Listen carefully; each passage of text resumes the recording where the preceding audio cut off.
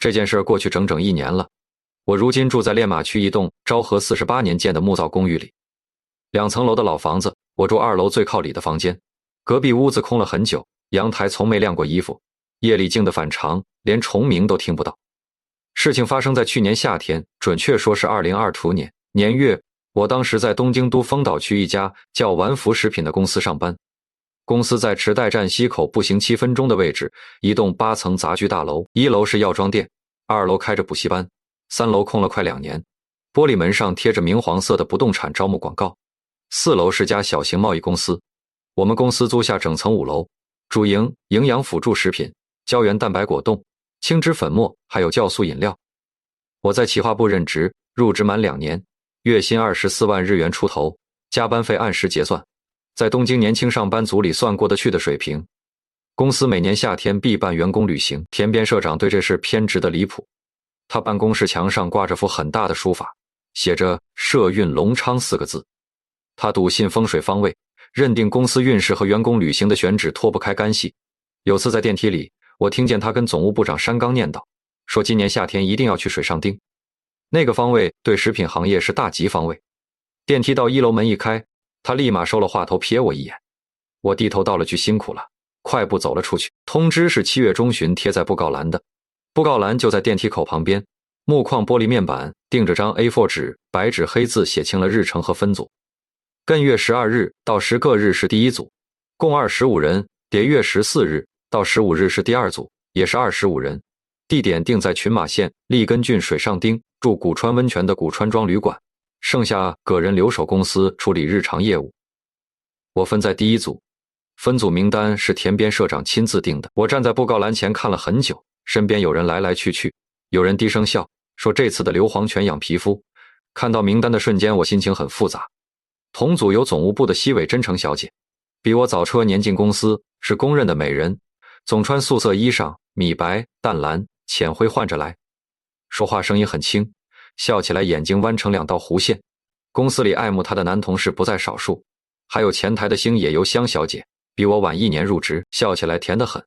每天早上从她工位前经过，她都会脆生生道一句早上好，像便利店开门的提示铃。可同组也有佐佐木和吉田，佐佐木是营业部的，比我早5年进公司。我入职第1天在更衣室换衣服，他从我旁边经过，一句话没说，可我能感觉到明晃晃的抵触。他看我的眼神像在看见放错地方的东西。后来听前辈说，他跟我是同一所大学毕业的，高我几届。他当年是拳击部的，我是辩论部的，2个社团在同一条走廊，向来不对付，是传了很久的老规矩。吉田是财务部的，40出头，在公司干了10几年，说话总带着软刺，不是明着呛人，是在平常话里埋个细钩子。听完浑身不舒服，又挑不出错处。有次跟他一起跑客户，回来路上他忽然说，小刚你做事挺认真，就是总感觉差了那么一点火候。我没接话，他也没往下说，可那句话在我心里膈了好几天。我还听前辈中村提过一条不成文的规矩，在丸福食品，只要父母还健在，就必须参加员工旅行。这不是员工手册上写的规定，可没人敢不去。我问过中村为什么，他想了半天说不知道，反正他进公司那年就是这样。说完就转回头继续敲键盘，没再多说半句。我当时也没往心里去。出发前1天我加班到很晚，有个客户突然要求推翻重改企划案，我对着电脑做到凌晨，眼睛干涩的发疼，屏幕上的字都开始重影。走出公司大楼的时候，池袋街上还很热闹，年轻人聚在居酒屋门口大声说笑，便利店的自动门开开合合。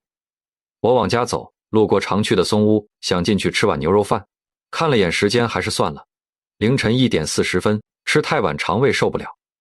回到家洗了澡，躺下快凌晨2点，我定了早上5点10分的闹钟，手机屏幕上的数字跳了一下，按了下去。闹钟响的时候，我感觉自己刚闭上眼，头沉得厉害，太阳穴突突跳，脑子里像塞了团湿报纸。我按掉闹钟坐起来发了会儿呆，窗外刚蒙蒙亮，灰蓝色的光从窗帘缝渗进来，隔壁阳台传来晾衣杆滑动的声音，又细又长。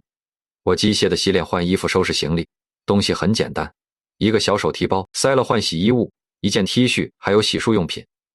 走出家门的时候天已经全亮了，乌鸦停在电线杆上叫，粗哑的声音划过头顶的天空。我在公寓楼下的自动贩卖机买了罐 BOSS 无糖冰黑咖啡，180日元，灌下去胃里抽了一下。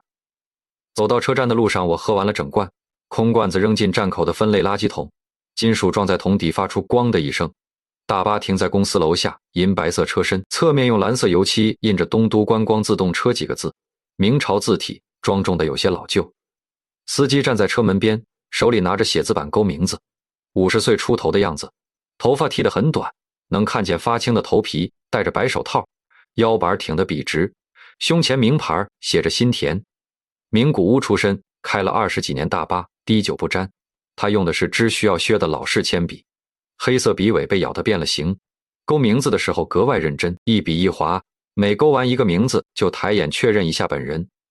时间刚过06:50分，清晨的阳光已经很亮，大楼玻璃幕墙反着光，天很高，一丝云都没有。陆续有人拖着小行李箱过来，有人打着哈欠，有人端着便利店的咖啡杯，杯盖小口冒着白气。西尾小姐穿件淡蓝色开衫，长发披在肩上，拎着个素色小旅行袋。星野小姐戴了顶棒球帽，看着比平时更年轻。两人站在一块低声说话。佐佐木穿了件黑色 polo 衫，腋下夹着本经济杂志。吉田还是那副没表情的样子，站在离人群稍远的地方，跟旁边人低声聊着什么。总务部长山冈站在车门边，手里的名单折了2次，折痕很重。他让每个人报名字，再对应着在新田司机的写字板上打勾。轮到我的时候，山冈看了我一眼，顿了顿，说你脸色不太好。我说没睡好。他说车上补会儿觉吧。说完勾了我的名字，铅笔划过纸面发出沙沙的声响。我上了车往后走，车里空调开得很足，冷气从头顶送风口丝丝冒出来，带着股淡淡的柠檬芳香剂味道。我选了倒数第3排靠窗的位置，窗玻璃凉丝丝的。我把头靠上去闭了闭眼，玻璃微微震动，引擎怠速的声音从底盘传上来。旁边有人坐下，我睁开眼是佐佐木，他幅度很小的点了下头，说昨晚加班了。我嗯了一声，他把杂志放在膝盖上，封面朝下，没再说话。我重新闭上眼，眼皮后面是一片红色，是阳光透过来的颜色，06:50各分。大巴发动了，引擎声很低很稳，车身轻轻震了一下，缓缓开动。新田司机的广播响了，声音有些沙哑，像刚清过嗓子。他说：各位早上好，今天天气不错，预计09:10左右到达三方服务区休息一次，之后继续前往水上町，请大家系好安全带。车开了，从池袋上首都高速，经过板桥往所泽方向走，转入关越自动车道，一路向北。车载导航的女生时不时报一句路况。车里大部分人在睡觉，窗帘拉了一半，阳光从缝隙里一闪一闪扫进来。后排有人小声聊天，压着嗓子笑。空调风声混着引擎低鸣，成了持续的背景音。我闭着眼睡不着，脑子里还转着客户的企划案，有个细节没改完，周一就得交。一想到这儿，胃就发紧。大概开了1个多小时，大巴开始减速，车内灯亮了一下，新田司机的声音又从广播里传出来，说前方是三方服务区，停车休息15分钟，请大家不要走太远。三方服务区这名字我到现在都记得清清楚楚。那天天气很好，上午9点多的太阳已经晃眼，停车场地面蒸着热浪，远处高速上车声连绵不断。服务区本馆是米白色建筑，房顶有个很大的红色招牌，写着 Express 三方，上行下行的车辆共用这个服务区。停车场分了好几块，南北纵深很大，北边靠山，南边挨着高速主线。我跟着人群下车去洗手间，用冷水洗了把脸，水很凉，激得肩膀一缩。镜子里的我眼睛通红，血丝从眼角蔓延到虹膜边上，像画上去的细红线。从洗手间出来往便利店走，到了门口我停住脚，看见佐佐木和吉田站在自动贩卖机旁边，一人手里一罐咖啡。佐佐木拿的是金色罐装的乔治亚，吉田拿的是黑咖啡，两人正说着什么。吉田往我这边瞥了一眼，嘴唇动了动，两个人都笑了。我不确定他们是不是在笑我。那一瞬间突然不想凑过去，转身往另一个方向走，想绕到便利店后面从另一边回去。走着走着，我发现自己走进了一片完全陌生的停车区，周围的车全没见过，一辆辆整齐排在白线里，挡风玻璃反着白花花的阳光，前面停着辆银白色大巴，我快步走过去，到了跟前才发现车牌不对，不是我们的车。我转身往回走，太阳升得更高了，后颈晒得发烫，皮肤发紧。我加快脚步，额头开始冒汗。往左走不对，往右走也不对，停车场像个没有参照物的迷宫，每一块分区都长得一模一样，白线、地面、银色大巴，到处都是。该死的银色大巴！我忽然想起看手机，09:17分，已经过了集合时间2分钟。我开始小跑，从东侧跑到西侧又折回来，一辆辆大巴看车牌尾数，不是，不是，都不是。汗顺着鬓角流到下巴，滴在衬衫领子上。09:20分，我站在停车场中间，正准备接着找，忽然发现不对劲，周围的人不见了。刚才还有女人拖着孩子走过，还有卡车司机靠在车边抽烟，还有老年旅行团在拍照，现在全都没了。停车场里只剩车，一排一排整整齐齐，车窗全关着，没有一辆车里有人。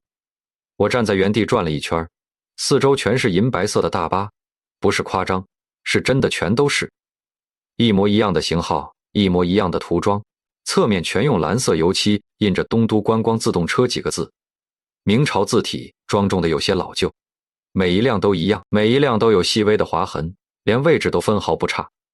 我僵在原地，汗顺着后颈往下淌，沿着脊椎流进衣服里。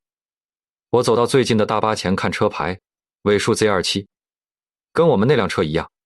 我又走到旁边一辆，尾数 Z27， 再旁边一辆，还是 Z27， 还后27， L7 Z27。我往后退了好几步，后背撞上另一辆大巴的车头，保险杠冰得刺骨。我转过身，那辆车的车牌还是柴27，所有大巴的车牌全是柴27。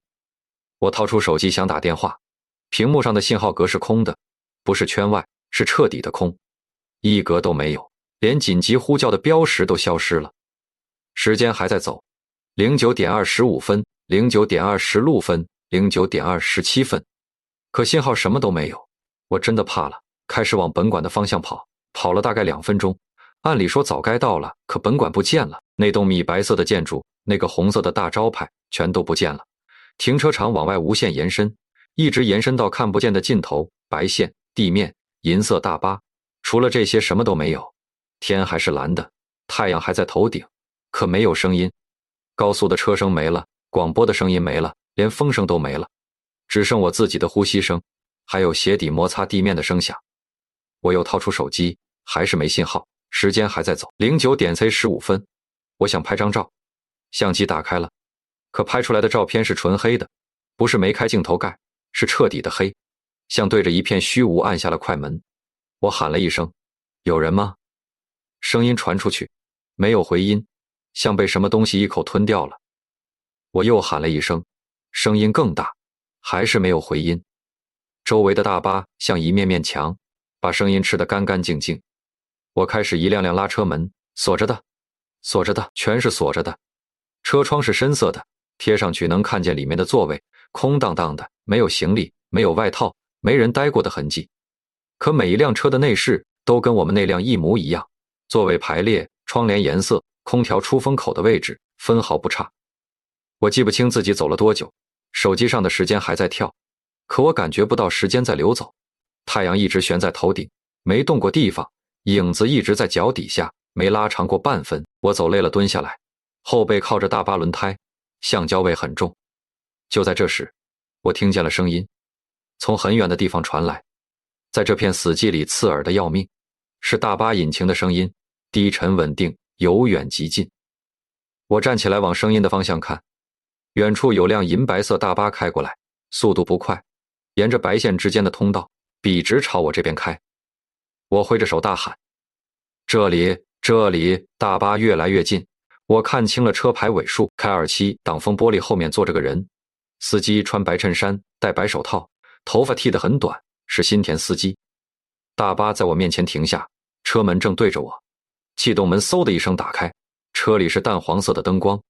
新田司机转过头看着我，脸上没有表情，嘴在动，一个字一个字往外蹦。要上车吗？我后退了一步，他的嘴还在动，翻来覆去都是同一句话。要上车吗？要上车吗？要上车吗？他嘴唇开合的频率越来越快，可声音的速度始终没变，像卡在了某个时间点里出不来。我转身就跑，不知道跑了多远，胸口发烫，腿软得厉害，最后跌坐在地上。我回头看了一眼，那辆大巴还停在原地，车门开着，淡黄色的灯光淌出来，可新田司机不见了，驾驶座是空的。我缩在两辆大巴的夹缝里抱着膝盖，手机屏幕还在亮，时间一点点跳，10点11分，10点12分，10点10分，信号格还是空的。我闭着眼不敢睁开，忽然困意铺天盖地涌上来，像被什么东西按着头往下压，眼皮沉得像灌了铅。我撑了一会儿，撑不住了，什么都没有。我醒来的第一感觉是冷，空调的冷气跟之前在服务区本馆里感受到的冷气一模一样。我睁开眼，发现自己坐在一张折叠椅上，周围是米色的储物柜，面前有张折叠桌，桌上放着个空玻璃烟灰缸，擦得很干净。我在服务区的员工休息室里，我猛地站起来，腿软得厉害，扶了一下桌子，桌腿蹭着地面发出刺耳的声响。门开着，走廊里有灯光，远处能听见广播声，女生报着车牌号，提醒司机不要疲劳驾驶。我走出休息室，走廊里有几个人走动，一个穿工作服的男人推着清洁车经过，轮子在地砖上咕噜咕噜响。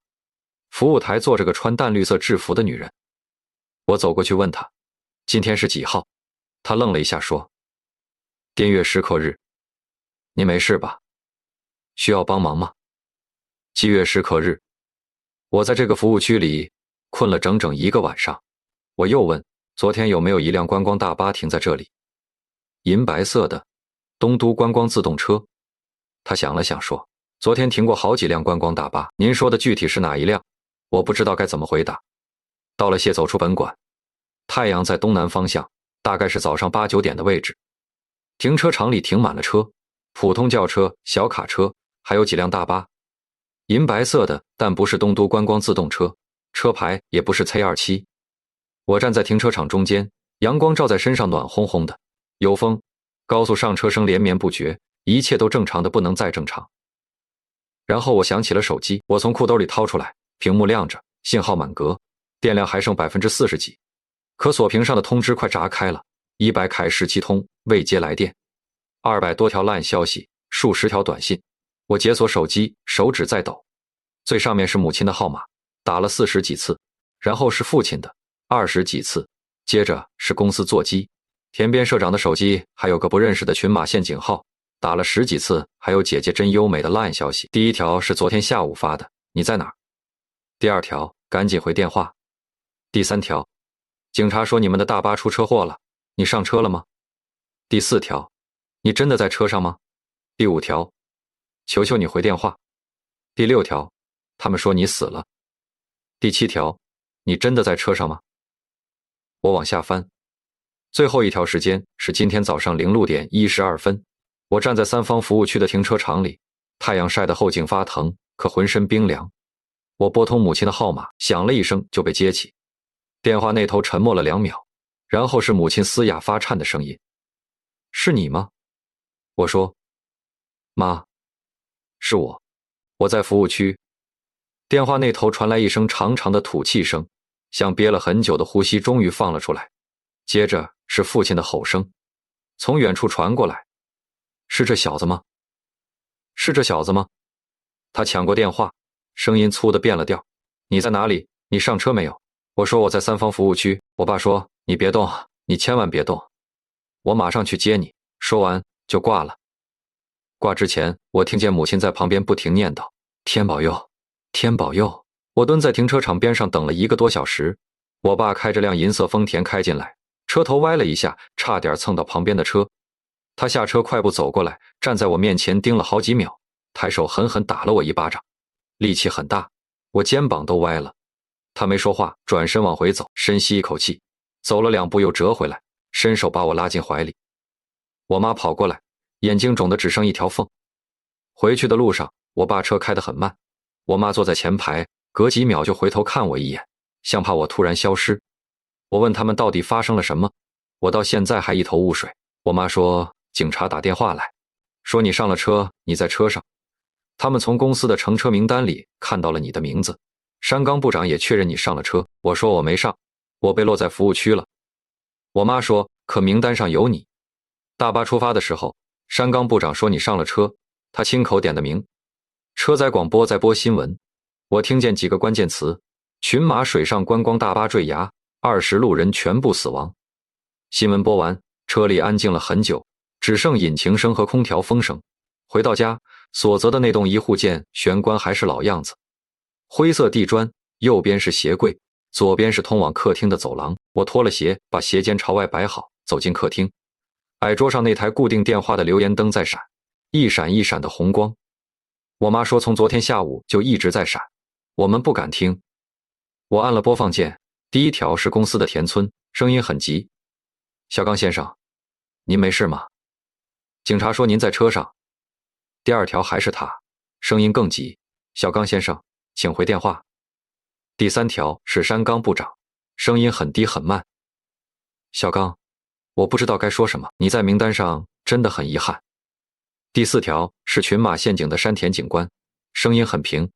阿布先生，我是群马县警的山田，我们从大巴运营公司调取了出发时的监控录像，监控显示您确实上车了，乘坐了那辆大巴。我们目前判断您在事故中遇难。我把这条留言重放了一遍，监控显示我确实上车了。我拿起话筒拨通山田警官的号码，接通后我说：我是阿布，我今天在服务区醒过来，我没上车。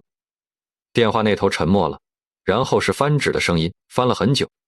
山田警官说：您说什么？我说我没上车，我被落在了三方服务区，在停车场里困了一晚上，刚才我爸把我接回来的电话。那头又沉默了，然后山田警官说：阿布先生，我现在跟您确认几点。第一，您的名字在乘车名单上，山冈先生确认您上了车。第二，我们从东都观光自动车调取了大巴内部的监控影像，虽然事故后数据有损毁，但出发前和途中服务区休息时的部分画面有云端备份，我们在画面中看到了您。他顿了一下，接着说：我们看到您坐在倒数第3排靠窗的位置，穿着淡蓝色的衬衫，和您出发集合时穿的衣服一模一样。我的手开始发抖。我说：我在服务区，我没上车，监控里的人不是我。山田警官没说话，话筒里只有很轻的呼吸声。然后他说：阿布先生，我建议您亲自过来一趟，看看监控画面。第二天，我去了群马县警的高速道路交通警察队，在沼田市一栋灰白色的建筑里，山田警官40多岁，头发剪得很短，脸上没什么表情。他带我进了间小会议室，桌上放着台笔记本电脑，屏幕亮着。他说：这是出发时车内的画面，时间是托月12日早上07点02分。他按下播放键，画面是黑白的，从车头往后拍，能看清整个车厢。员工们陆续上车，找座位放行李。画面右侧倒数第3排靠窗的位置，有人坐下了，那个人穿着淡蓝色衬衫，发型跟我一样，脸型一样，五官也一样。他把头靠在窗玻璃上，闭了闭眼，然后旁边有人坐下。他睁开眼，侧过头看了一眼，是佐佐木。佐佐木对他说了句什么，他点了点头。那个人是我，可又不是我。我盯着屏幕张了张嘴，什么话都说不出来。山田警官又点开另一段视频，时间是09点跟11分。三方服务区休息后重新出发，画面里倒数第3排靠窗的位置，那个人还在，侧头看着窗外，光线落在他脸上，每一处轮廓我都认得，鼻子、下巴、颧骨，跟我一模一样。可他不是我。那个时间点，我正站在停车场里，对着一排排一模一样的大巴，找不到任何信号。我说：这不是我。山田警官看着我，眼神里有种很复杂的情绪。他问我：那您是谁？事故被定性为司机饮酒导致的车祸，25名员工和1名司机全部遇难。遗体身份确认持续了2周，25具遗体全部确认，唯独没有我的。因为我不在那辆车上，可名单上有我，监控里有我，所有证据都指向同一个事实：阿布上了那辆车，公司现在一团乱，你先别回来上班，等通知。很明显，我等不到通知了。公司倒闭了，我现在在练马区一家小公司上班，没人认识以前的我，没人知道那件事。可我开始做噩梦，梦里我坐在那辆大巴上，倒数第3排靠窗，旁边是佐佐木，前面是西尾和星野，车在黑暗里往前开，没有路也没有光。然后那个穿淡蓝色衬衫的人走过来，站在过道里低头看着我，他的脸跟我一模一样。他俯下身，把嘴贴到我耳边，声音很轻。他说：谢谢你替我在服务区等着。他说那辆车本来应该是你的。然后我就醒了。空调的指示灯亮着，墙角一点绿光。那个问题我每天都在想，监控里的人是谁？是我吗？如果不是我，为什么跟我长得一模一样？